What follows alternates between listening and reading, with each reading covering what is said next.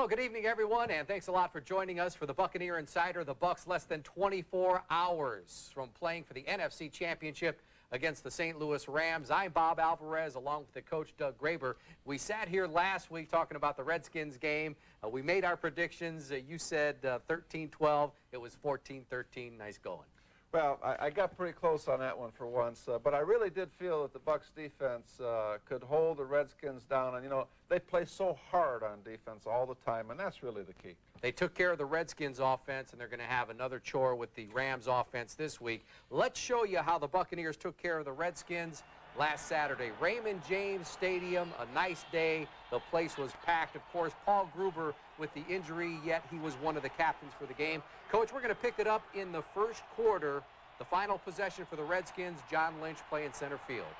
Yeah, and this is going to be a key this week, too, because you have to have patience against this Buck defense. You try to go down the field too much, you're going to get in trouble. Another key will be pressure on the quarterback. Yeah, and the Bucs, the four-man stunts worked very, very well last week, and we'll see more of that this week, number 99. Bucs are going to have to make the Rams work with a long field. Mark Royals is going to be a key. Well, he's a key, and of course that really was kind of an ugly punt, but effective right there. As long as they work. Again, pressure. We're going to show Cheedy with some pressure, and then a good look at the Buccaneer defense swarming around the football. Well, this is how they make their living. They run so well, and they play so hard. Look at them run to the football, man. They're just special in that respect. Steve White coming on here at the end of the year. Here he is with a sack. Well, not only is it a key sack, but this is where the quarterback got hurt as well, and I think that really hampered him late in the game. The Buccaneer fans and the Bucs themselves stunned. This is how the third quarter opened. Mitchell taking it all the way.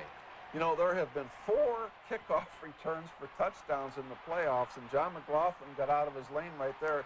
And, you know, that's not much of a match with Martin Gramatica on a guy like this. We're going to talk more about Martin's attempt at tackling later in the show, but a big play right here by John Lynch again.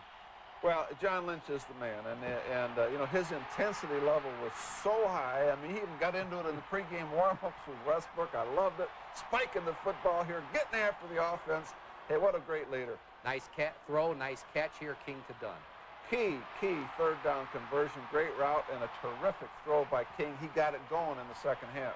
Buccaneers, not a lot of success running the football, but a nice one here by Mike Allstott. Well, I mean, this is just a pure effort play, and that's what the Bucs are all about, effort and play hard. We talked about pressure. Huge play here. White sack. Sapp recovers. His 4th sack in the last 2 games by White. He's really coming on strong. He's healthy, and a great job by Sapp there recovering the fumble. You need luck. 3rd and 4. King fumbles. Dunn recovers. You know, it just seems that fate is with the Bucs here this year. And this play is a great example of that. But give credit to Dunn. I mean, he could have just fallen on the ball and been short of the first down. And Sean King not looking like a rookie right here. No, and he really was a different player in the second half. I thought the first half is the first time he really looked like a rookie all year. 3rd and 3 coming up for Washington. Again, the Buccaneer defense rises. A lot of people might question that call on 3rd and 3, but give the Bucs credit, they're right there. And I'll tell you, this botched field, I felt bad for Dan Turk, who used to be with us when I coached here, but that's a sack for the Bucs, and I felt much better for the Bucs than I did bad for Dan Turk, to be honest. And the celebration afterwards, some fireworks, and naturally the players, Frank Middleton, going crazy there. And just for the community itself, a big win. But let's talk about this week coming up a little bit. Again, the Buccaneers are going to face a very potent offense. Well, they go from the second offense in the NFL. Now they have to face the first offense. And very similar offenses. Mike Martz came from Washington to St. Louis, but the speed on this Washington offense is unbelievable.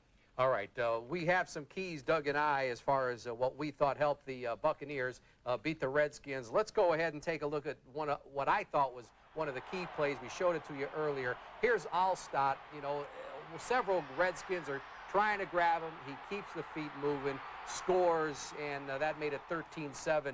And again, the Buccaneers have not run the ball well lately. What do you feel going up against the Rams?